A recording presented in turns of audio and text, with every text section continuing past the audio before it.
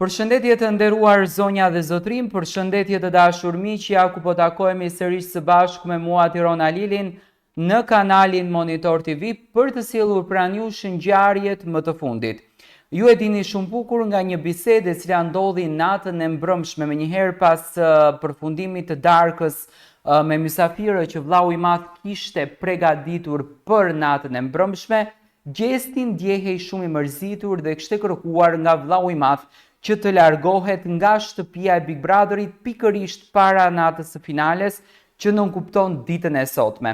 Gjatë një bisede të gjatë që Gjesti pati tek banaku i Lori Kafes me Eglitakon dhe njëkohësisht edhe në dhomën e rrëfimit, Gjesti ka kërkuar që të lërë shtëpinë pikërisht në këtë pikë të lojës për faktin sepse ndjehet shumë i mërzitur dhe ka arritur të kupton që nuk do të jetë fituesi Big Brotherit pas një informacioni që Jul Deda i ka dhënë natës së mbrëmshme Rozanës për situatën se si Rozana qëndron jashtë edhe kush në fakt sipas tij do të jetë fituesi në këtë Big Brother. Nata e mbrëmshme në Big Brother VIP Albania 4 ishte një ndër netët më të ngarkuara emocionalisht për banorin që prej ditësh po përpiqet të ruajë dinjitetin, por gjithnjë e më shumë po përballet me një mur të heshtur dhe një gjyq publik brenda 4 mureve të famshëm të shtëpisë më të ndjekur në Shqipëri.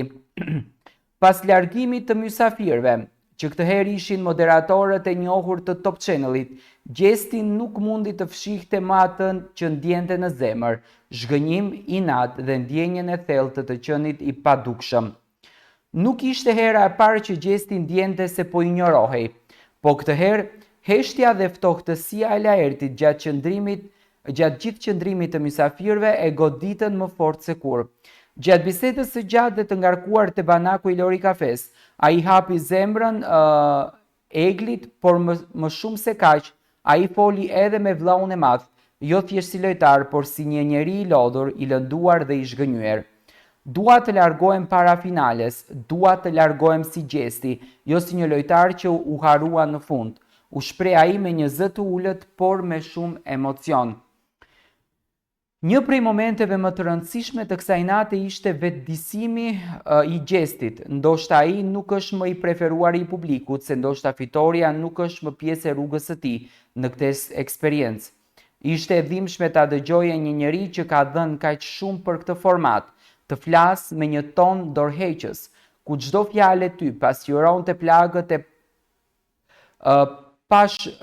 plagët e pashëruara të një realiteti që nuk ja kishte imagjinuar. Po çfarë bëri këtë natë kaq të rëndë? Ishte ndoshta mënyra se si ai nuk u përfshi në bisedat e rëndësishme, mënyra se si shikimet e të tjerëve kalonin mbi të pandalur, se si të mos ishte pjesë e asaj tavoline, si të mos kishte ekzistuar ndonjëherë. Ishte indiferenca e Laertit, njëri nga ata që në fillim i kishte dhënë një ndjenjë përkatësie që e thelloi plagën. Kur dikush që e konsideron mik të shmanget në këtë mënyrë, nuk është thjesht lojë, është përçmim. Shpesh e përdorën Gjesti këtë fjalën. Ky shpërthim emocional vjen vetëm pak ditë para finales së madhe, le të themi 2 ditë. Në një kohë kur çdo banor po mundohet të jap maksimumin për të fituar dashurinë e publikut, por në vend që të luftoj, Gjesti kërkon që të largohet, jo nga frika e humbjes, por nga ndjenja e një izolimi të brendshëm që e ka shoqëruar gjithnjë e më shumë ditë pas dite. Nuk dua të pres natën finale për të dalë fundit, dua të iki tani sa ende e ndjej veten me dinjitet. Ishin fjalët që prekin çdo shikues të vëmendshëm. Kërkesa e tij për të larguar nuk ishte një lojë, as një tentativë për viktimizim. Ishte një mesazh i qartë që shpërfaqte realitetin emocional të një njeriu që nuk ndihet më i përfshirë, që nuk ndjen më ngrohtësinë e asaj shtëpie që dikur e quajti shtëpia e ëndrave. Në vend të mbështetjes ai ka gjetur heshtjen. Në vend të duarve që shtrihen ai ka ndier vetëm distancën. Mund të mos jetë Gjesti fituesi i këtij edicioni, por me siguri për shumë shikues që e ndjekin nga ekrani, ai është një nga figurat më të vërteta dhe më njerëzore që kanë kaluar në këtë format.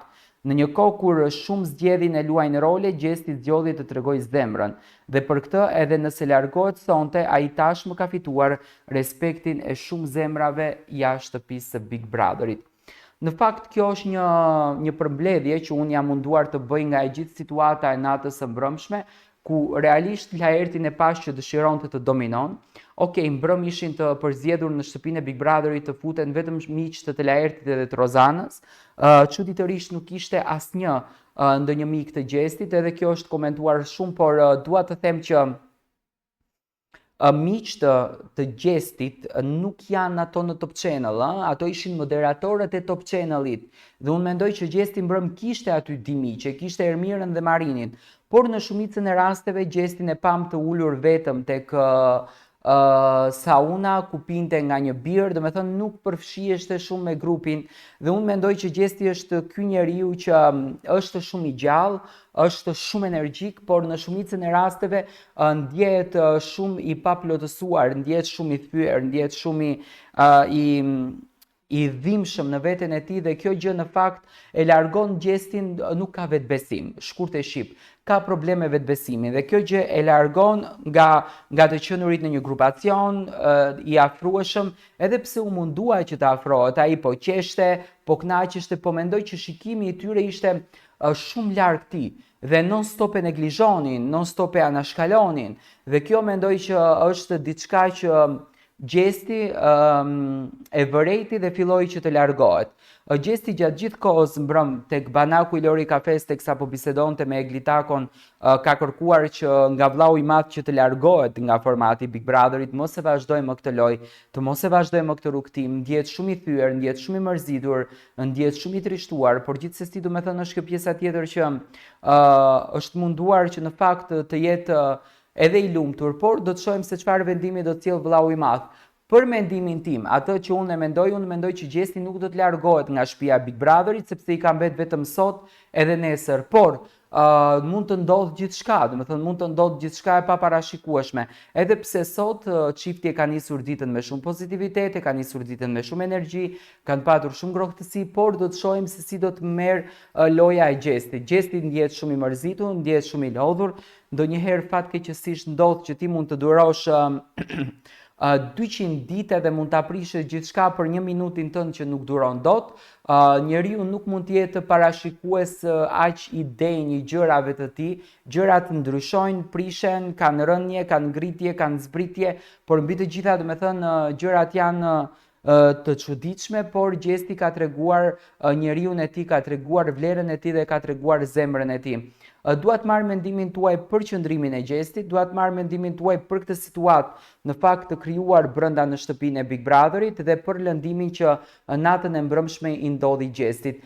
Jepni mendimin tuaj në koment dhe ne do të takohemi me komentime të tjera.